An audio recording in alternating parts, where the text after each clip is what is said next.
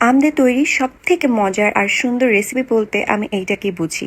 আসসালামু আলাইকুম, কেমন আছেন সবাই? বেসিক কিছু উপকরণ লাগবে, খুবই ইজি টু মেক। আমি প্রথমে ব্লেন্ডার জারে একটা রুম টেম্পারেচারে রাখা ডিম দিয়ে দিচ্ছি আর দিচ্ছি একটা পাকা মিষ্টি আম। এরপর এখানে আমি দুধটাকে একটু ঘন করে জাল করে ঠান্ডা করে নিয়েছি। ওইটা অল্প করে দিয়ে খুব ভালো করে জিনিসগুলোকে ব্লেন্ড করে নিব। ব্লেন্ড হয়ে গেলে আপনারা যদি মনে করেন যে আমটা মিষ্টি কম, সেক্ষেত্রে একটু সুগার অ্যাড করতে পারেন। আমি এখানে 2 কাপের মতন ময়দা চেলে নিয়েছি। তার সাথে দিব 1 টেবিল চামচের মতন কর্নফ্লাওয়ার, দিয়ে 1 টেবিল চামচের মতন দিব খাঁটি ঘি।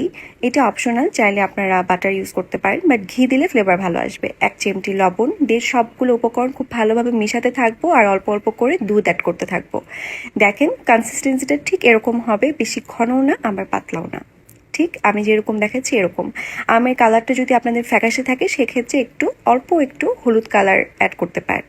আমি একটা চ্যাপ্টা কড়াই নিয়ে নিয়েছি, এর মধ্যে আমি একটু অয়েল ব্রাশ করে দিচ্ছি। 1 চামচের মতন আমি উপকরণটা ঢেলে সাথে সাথে কড়াইটাকে খুব ভালোভাবে ঘুরিয়ে ঘুরিয়ে সম্পূর্ণটা ছড়িয়ে দিব। জিনিসটা কিন্তু খুব পাতলা হবে, ভারী হলে খেতে একটুকু ভালো লাগবে না। 3-4 মিনিট পরে আমি আপনাদেরকে দেখাচ্ছি পিছনের সাইডটা ঠিক এরকম হবে। এটাকে উল্টানোর কোনো প্রয়োজন নেই, যেহেতু এটা পাতলা, এটা অটোমেটিকই সিদ্ধ হয়ে যাবে। আমি দেখাচ্ছি আপনাদেরকে, দেখেন কি পরিমাণ পাতলা, পাপড়ের মতন, কিন্তু এটা কিন্তু ছিঁড়বে না। রুটিগুলোকে ঠান্ডা হতে রেখে দিয়ে আমি আরেক পাশে হুইপ ক্রিম রেডি করছি। যেহেতু এর মধ্যে ক্রিম যাবে, তাই ক্রিমের সাথে আমি অল্প একটু আইসিং সুগার অ্যাড করে খুব ভালোভাবে হ্যান্ড বিটার দিয়ে বিট করে নিয়েছি। এখন রুটিগুলোর যে পাশটা লালচে ভাব, ওটার মধ্যে আমরা ক্রিম লাগাবো আর হলুদ অংশটা বাইরে থেকে থাকবে। আমি খুব ভালো করে উপর দিয়ে ক্রিম ছড়িয়ে দিচ্ছি, একটু বেশি করে ক্রিম দিচ্ছি, তারপরে দিব আম। খেয়াল রাখবেন আমটা যেন মিষ্টি থাকে। আমি আমার পছন্দ মতন শেপ করে নিয়েছি, আপনারা আপনাদের পছন্দ অনুযায়ী দিয়ে নেবেন। এরপরে আবার উপরে আমি বেশ কিছুটা ক্রিম দিয়ে পুরো আমটাকে কাভার করে নেব। এখন আমাদের রুটিটাকে ভাজ করার পালা। খুবই সিম্পল, আমরা যেভাবে পরোটা ভাজ করে থাকি ঠিক একইভাবে আমি জিনিসটাকে ভাজ করছি। আর যেহেতু এই রেসিপিটার নাম ম্যাঙ্গো পিলো কেক, তাই জিনিসটাকে তো পিলোর মতন দেখাতে হবে, তাই না? অপর পাশে আমি অল্প একটু ক্রিম লাগিয়ে নিচ্ছি, যাতে রুটিটা উপরে ভালো হয়ে সেট হয়ে থাকে, নয়তো অনেক সময় দেখা যায় ঠান্ডা হয়ে গেলে রুটিটা ছুটে আসতে পারে।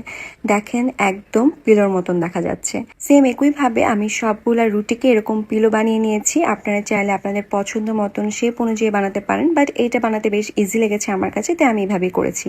বানানোর পরে আমি 1 ঘন্টার মতো নর্মাল ফ্রিজে রেখে দিয়েছিলাম, যাতে একটু ক্রিমের সাথে রুটিটা সেট হয়ে যায়। এখন জিনিসটাকে স্লাইস করার পালা। আমার কাছে এই টাইমটা খুবই স্যাটিসফাইং লাগে এবং দেখতে খুব ভালো লাগে যে কিরকম হয়েছে দেখতে। And look at this beauty, কি পরিমাণ সুন্দর ক্রিমের সাথে আমগুলা দেখা যাচ্ছিল।